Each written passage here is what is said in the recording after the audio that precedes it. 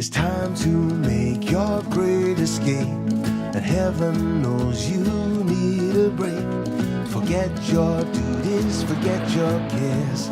It's good to get away.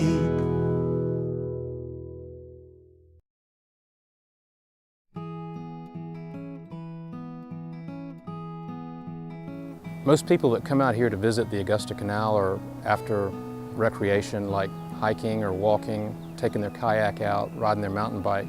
Not a lot of fishing goes on out here, but that could possibly change in the near future.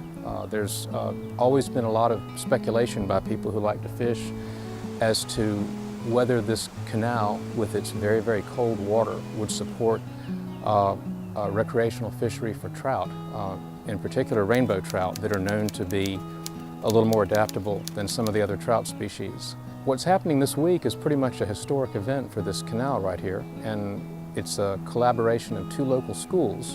One, Warren Road Elementary, their science classes built a tiny trout hatchery and raised a few thousand trout fingerling. And by coincidence, the science students at Davidson Fine Arts Magnet School have been conducting a year-long water quality study of the whole canal.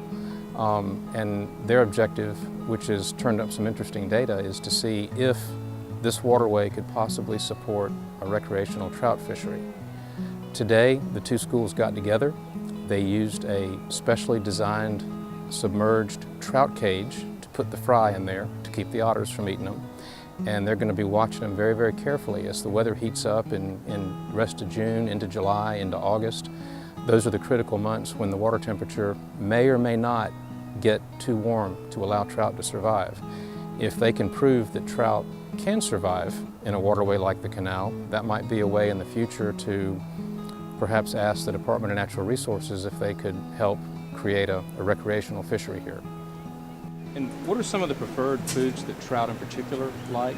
The Savannah River has some of, but the canal has a good supply. There's canal midges. has the best bug in here that these trout are going to love is what's called a blue-winged olive. It's a Baetis ephemeroptera mayfly. Mm-hmm. And in January and February, the canal is just covered with them.